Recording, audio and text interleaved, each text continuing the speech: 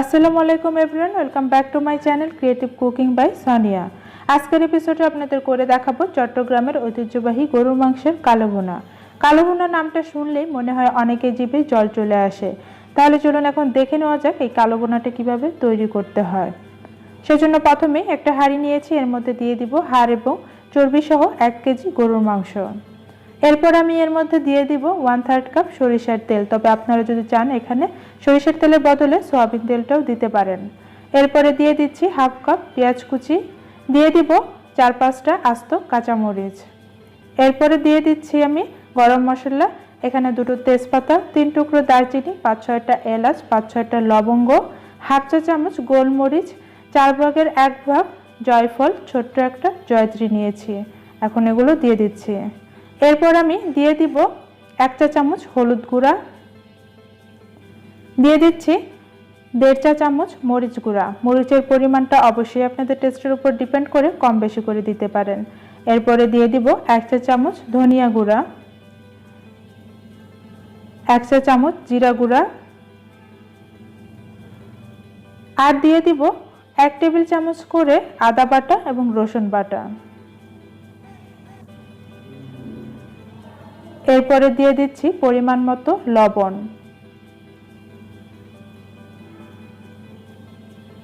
দিয়ে দিব 1/3 কাপ টক দই। টক দইটা আমি একটু ফেটিয়ে নিয়েছি। এখন এই সবগুলো উপকরণ একসাথে হাত দিয়ে খুব ভালো করে মিশাতে হবে। চেষ্টা করবেন হাত দিয়ে মাখানোর জন্য, তাহলে প্রত্যেকটা মাংসের গায়ে মশলাটা ভালো মতো মেখে যাবে। এখন আমি একটা ঢাকনা দিয়ে ঢেকে প্রথম 5 মিনিটের জন্য মিডিয়াম লো আছে রান্না করব। 5 মিনিট রান্না করার পরে দেখতেই পাচ্ছেন মাংস থেকে অনেকটা পানি উঠে এসেছে। আমি কিন্তু মাংসে কোনো এক্সট্রা পানি দিইনি। এই পানি দিয়েই আমি মিডিয়াম লো আছে ঢাকনা দিয়ে ঢেকে 1 ঘন্টার জন্য রান্না করব। মাংসটা সেদ্ধ হতে হতে চলুন এখন কালো ভুনার সেই স্পেশাল মশলাটা রেডি করে নিই। সেজন্য নিয়েছি বড় 2 টুকরো দারচিনি, 4 ভাগের 1 ভাগ জয়ফল, বড় একটি জয়ত্রী, 1 চা চামচ জিরা, 1 চা চামচ কালো গোলমরিচ, 7-8টা এলাচ, 1 চা চামচ সরিষা, আর নিয়েছি 7-8টা লবঙ্গ। আপনারা যদি চান কালো সরিষার বদলে এখানে হলুদ সরিষাটাও দিতে পারেন। এখন এই সবগুলো মশলা একসাথে একটু টেলে নেব, তবে খুব বেশি ভেজে নেবেন না, তাহলে মশলার যে স্মেল আছে সেটা নষ্ট হয়ে যাবে।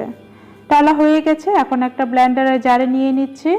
এরপর খুব ভালো করে আমি ব্লেন্ড করে নিব। ব্যাস তৈরি হয়ে গেল কালো ভুনার সেই স্পেশাল মশলা। এখন এটা এক সাইডে রেখে দিচ্ছি।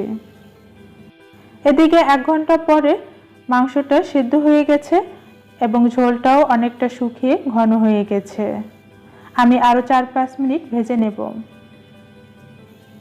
4-5 মিনিট ভেজে নেওয়ার পরে দেখতেই পাচ্ছেন মাংস থেকে এখন তেল বেরিয়ে আসছে।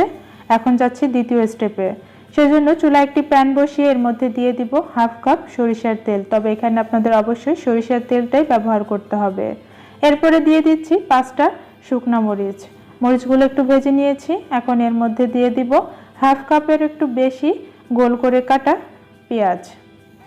সরিষার তেলের কারণে অনেক ফেনা উঠে যায়, সেজন্য একটু পরপর পেঁয়াজগুলো উঠিয়ে দেখতে হবে অনেক বেশি যাতে ভাজা হয়ে না যায়। আমার পেঁয়াজটা হালকা ব্রাউন কালার হয়ে গেছে। এখন আমি এর মধ্যে দিয়ে দিব আগে থেকে রান্না করে রাখা সেই মাংসগুলো।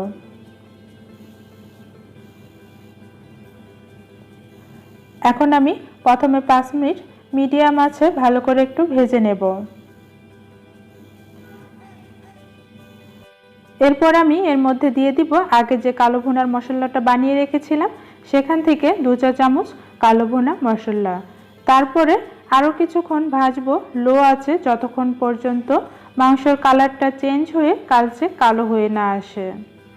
ভাজতে ভাজতে মাংসের কালারটা চেঞ্জ হয়ে সুন্দর কালো হয়ে এসেছে। কালো ভুনাটা রেডি হয়ে গেছে। চলুন এখন এটা পরিবেশন করে নিই।